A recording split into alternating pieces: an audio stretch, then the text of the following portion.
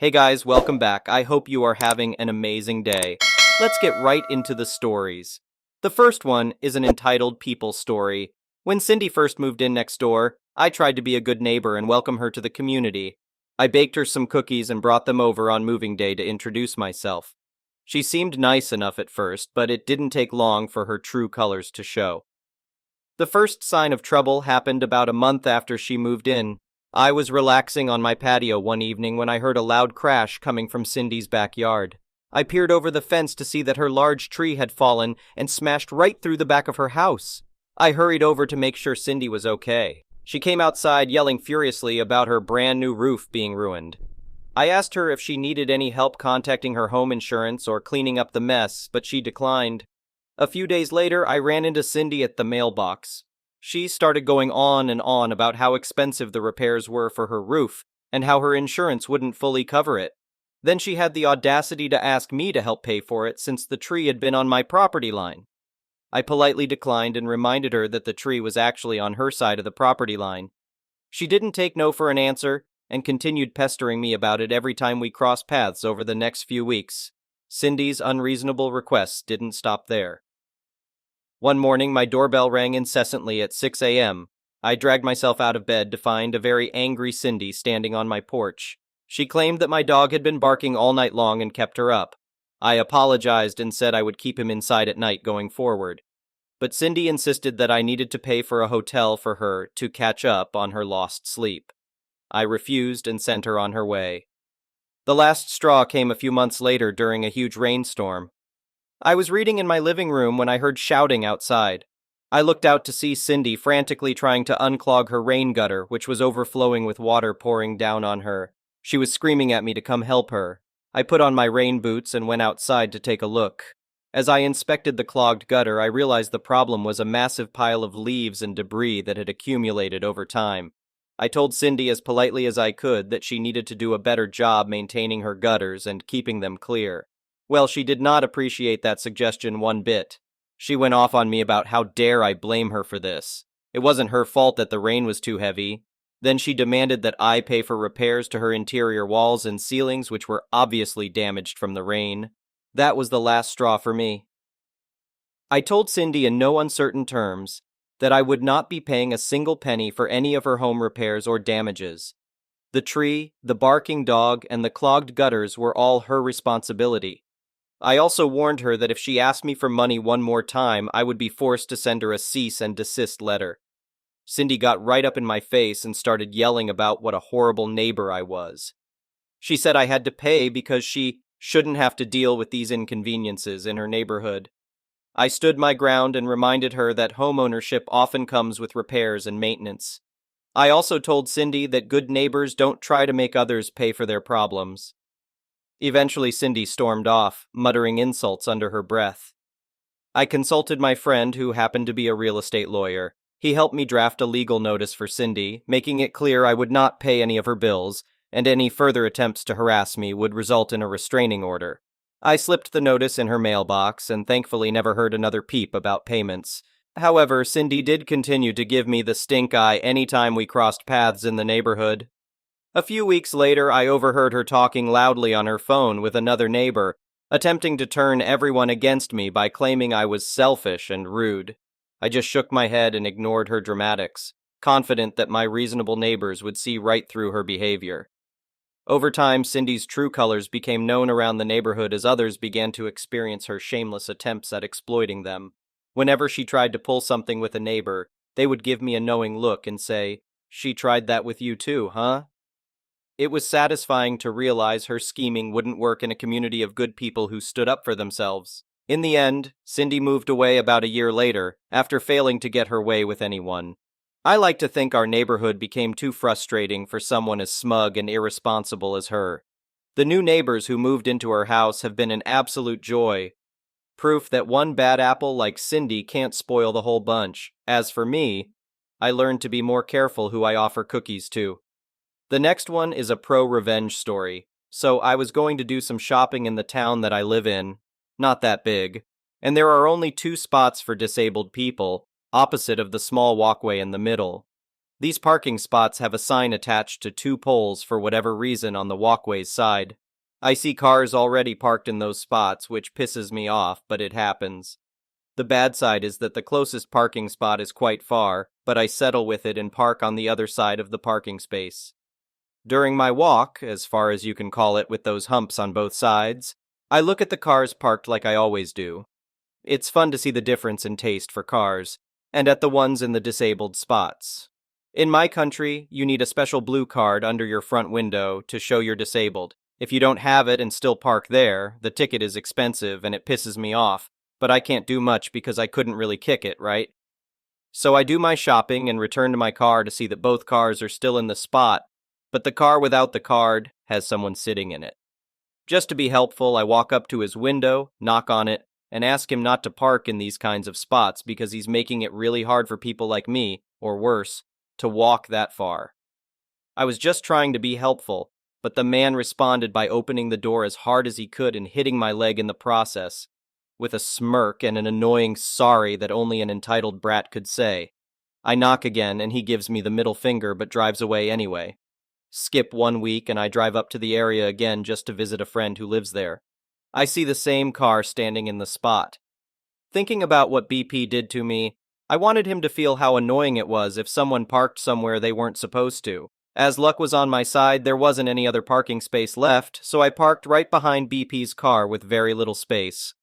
As I climb out of my car, BP comes up to me and starts demanding that I move my car because I was not supposed to park there, or else he will call the police. As the jerk that I am, I give him a smirk and a sorry that only an entitled brat could say, and walk off to my friend's home, leaving him swearing at me. The parking space is right in front of a store, and there's camera security over the whole area, with an additional camera pointed towards the entrance and the disabled parking spots. My friend opens the door, and we just hang out for a while when suddenly we hear a loud bang outside. My friend looks out the window and asks me what my car looks like and where I parked it. I give him the description, and then he follows up to tell me I should check on my car and see what has happened. We both walk out and see my car has a huge dent and a lot of scratches. Turned out BP just forced his way out, and the only possible way was through my car, as the poles with the sign are unbreakable. Apparently, this wasn't the first time this kind of stuff happened, and one of the SEs walks out and tells us everything was probably recorded and we could easily sue BP for what he did. However, I was pissed. I wanted to let him have a chance to explain himself because it could have been something very urgent, and I didn't want to be that big of a douche.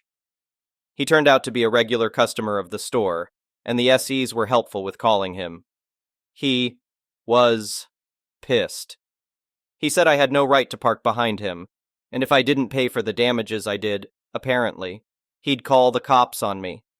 After he was done ranting, I asked him politely, as I could, as I was pissed myself too, why he crashed through and if he could pay for the damages done to my vehicle. He snapped and swore at me through the phone, which was apparently being recorded by the SE, which I figured in court. But I cut him off and told him he could either pay or I'd sue him for not only parking wrong or damaging my car, but also for attacking me with his door, but he hung up on me. So I called the cops on him. Through SE, they got his phone number and license plate, and they told me to sue him. So I did. In court, it also became clear he had multiple tickets still open which he did not pay. He got a ticket for parking in a disabled spot. He has to pay me for all the damage done and a fine for attacking a disabled person. I was thrilled and felt I'd done some justice. Moral of the story, don't be a douchebag and park where you're supposed to, or it may cost more than a ticket. The next one is a petty revenge story. So I wasn't the victim of this Karen, but I was the enactor of the petty revenge. In the midst of this pandemic, a lot of businesses are limiting the number of people that can be in the store at one time. I was going to the grocery store across the street when I saw the massive line. Now there were only like 50 people in line, but by following the 6F/2M rule, this line was physically pretty long. I needed some stuff and the weather was nice, so I just decided to wait and take this opportunity to relax. Now this Karen in front of me is on the phone with someone complaining about how long the line is and how big of a hurry she's in. This woman has the full mask, gloves, goggles, hairnet, don't know what that is for, and a custom shirt that says, "Stop! Stay 6 feet away from me." Anytime someone passing along the sidewalk came close, she dodged them to stay away. About 10 minutes passed, and now there are only 30 people in line in front of us when this woman, early mid-20s, who is 4 places ahead of Karen, sneezes into her sleeve. Now I want to take this opportunity to say that sneezing is not a symptom of COVID-19 and not indicative of one's status. It's April and springtime, and as someone who has suffered my whole life with allergies, I can tell the difference between a "I'm sick" sneeze and a pollen tickled my nose sneeze. This was an allergy sneeze. But Karen felt like she had just discovered a bioterrorism plot. She begins yelling at the poor girl. Keep in mind, this girl and Karen are still like 30 feet, 9 m away, so Karen is literally yelling. Karen is mainly giving a box soap lecture on how this girl is endangering the community and Karen's kids for not following self-quarantine orders when she obviously has the virus. She, of course, calls the employee monitoring the door over who sends out the manager. We all know Karen would have called for the manager eventually, am I right? The manager tries to figure out the situation while Karen threatens to call the cops to arrest the girl. Eventually, the girl just gives up and leaves. She'll just come back or go to a different store. This satiates Karen, and I'm more than convinced she was just looking for excuses to kick people out of line and speed up her entry. As someone who works in diseases, I have seen how flat-out stupid people have been in regards to this disease and decided that Karen's actions of nearly starting a panic just shouldn't go unpunished. The temperature was 88°F, 32°C-ish, which isn't really hot, but since it was the first day to break past 65°F, I could tell it definitely felt warmer. People were definitely sweating, and considering how long people were waiting outside in the sun, people were getting a good dosage of heat. I waited until Karen was the next person in the store when I noticed she was definitely fanning herself. Right before the door clerk said it was okay, I asked her, "Ma'am, are you feeling okay? You look a little warm, kind of feverish." She snapped back, "I'm fine, it's the sun, mind your business." The door guard caught on to what I was hinting at and agreed. "Miss, we'll have to take your temperature." And he radioed the monitors. The store has a thermal gun to check the temperature of anyone suspicious. I've never seen them use it, but I knew they had it. She cried, "Why? It's just because I've been in the sun you didn't check anyone else's temperature?" He said, "It's just a policy to check anyone who looks feverish. The guy comes and takes her temperature. 100, 7F 38C, just over the 100, 4F limit the store set. The temperature guy informs her that she will not be allowed to enter the store for public safety. She begins to throw a conniption fit saying, 'It's the sun, I'm not sick, test him.' They do. I get a 99, 9F. The guy informs me that I can now enter the store. I thank him and go in to grab my milk while I can hear Karen still yelling. I hope she was able to get her essential Pinot Grigio somewhere. Just not here. Side note, most grocery stores have an early window to allow elderly shoppers 60 plus to come with a lower risk of infection. I almost suggested that if she wanted to avoid contamination, she should do that. She was no older than 45, but knew that would piss her off. The next one is a malicious compliance story. Once upon a time, I, like many people after the new year, joined Planet Fitness with my girlfriend, now wife. We did not go to the gym, and this continued even after we had a gym membership. After a year or so had gone by without going to the gym, we decided to go in one day just for something to do. They wouldn't let us in because the card we used for my wife's membership had expired, and our account was overdue by over $100. They agreed that we could go in as long as we got it under $100. We paid the remaining amount and canceled her membership, switching mine to a premium membership so that we could both use mine. After probably another year of them collecting my money for little in return, I joined the army as a way to escape the ever-rising cost of family health insurance.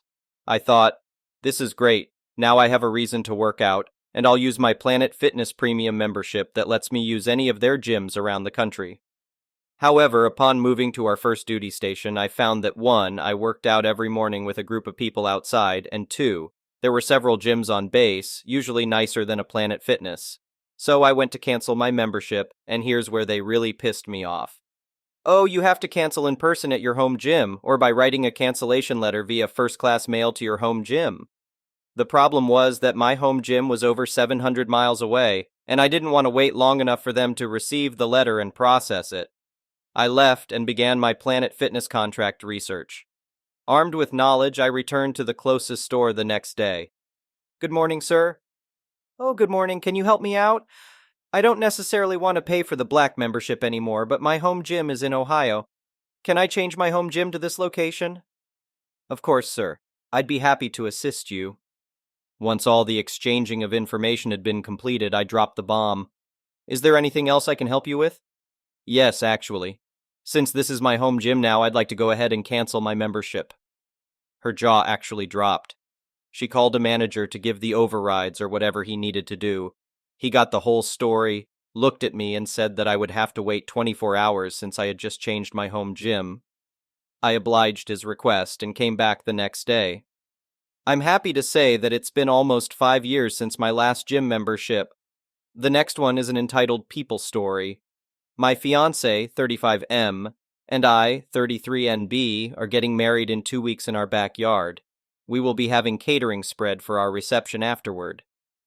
We decided to have a dry wedding for 2 reasons. My mom is an alcoholic known for making a scene when she gets drunk, and my fiancé has a brother who binge drinks and has had alcohol poisoning on more than one occasion. He doesn't drink all the time, but if he starts, he can't stop until he either passes out or someone physically restrains him from getting more. I also have an uncle, mom's brother, and a stepdad who are in recovery and don't need the temptation. Neither fiancé nor I are big drinkers, so we decided to avoid any problems and just have a dry wedding. We will have a less dry reception party / honeymoon with some of our friends later on. All of our families have been supportive. My uncle was especially grateful to us for doing this, since he takes his recovery very seriously and has been 7 years sober. I sent out wedding invitations 4 months ago and mentioned it would be a dry wedding, asking people not to bring alcohol. Now today I received a call from my mom, to whom I also sent an invitation 4 months ago. Mom, is it true you're not having alcohol at your wedding? Me, yes, fiancé and I decided we didn't want alcohol during our special time. Mom, that's so silly. It's going to make your wedding boring.